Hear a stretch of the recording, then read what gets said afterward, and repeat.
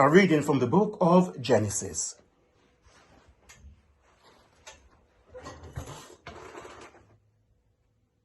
God said to Noah and to his sons with him, "As for me, I am establishing my covenant with you and your descendants after you, and with every living creature that is with you, the birds, the domestic animals, and every animal of the earth with you, as many as came out of the ark. I establish my covenant with you, that never again shall all flesh be cut off by the waters of a flood, and never again shall there be a flood to destroy the earth." God said, "This is a sign of the covenant that I make between me and you and every living creature that is with you, for all future generations. I have set my bow in the clouds, and it shall be a sign of the covenant between me and the earth. When I bring clouds over the earth and the bow is seen in the clouds, I will remember my covenant that is between me and you and every living creature of all flesh, and the water shall never again become a flood to destroy all flesh. When the bow is in the clouds, I will see it and remember the everlasting covenant between God and every living creature of all flesh that is on the earth." God said to Noah, "This is the sign of the covenant that I have established between me and all flesh that is on the earth." The word of the Lord. Thanks be to God.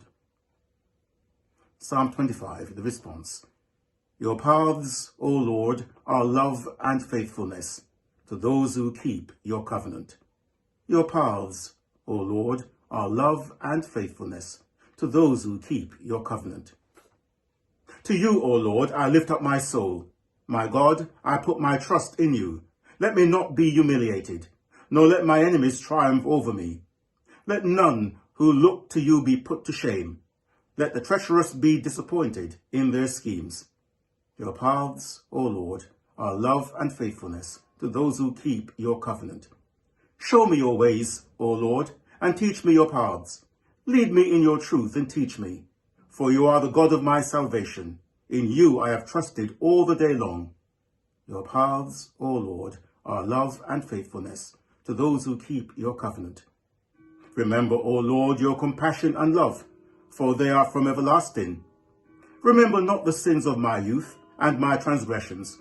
Remember me according to your love and for the sake of your goodness, O Lord. Your paths, O Lord, are love and faithfulness to those who keep your covenant. Gracious and upright is the Lord. Therefore he teaches sinners in his way. He guides the humble in doing right and teaches his way to the lowly. All the paths of the Lord are love and faithfulness to those who keep his covenant and his testimonies. For your name's sake, O Lord, forgive my sin, for it is great. Your paths, O Lord, are love and faithfulness to those who keep your covenant. A reading from the first letter of Peter. Christ also suffered for sins once for all, the righteous for the unrighteous, in order to bring you to God.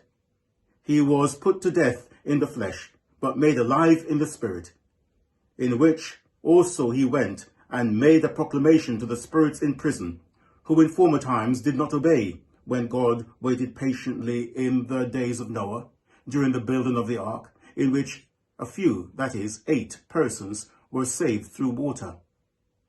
And baptism, which this prefigured, now saves you, not as a removal of dirt from the body, but as an appeal to God for a good conscience, through the resurrection of Jesus Christ, who has gone into heaven, and is at the right hand of God, with angels, authorities, and powers made subject to him.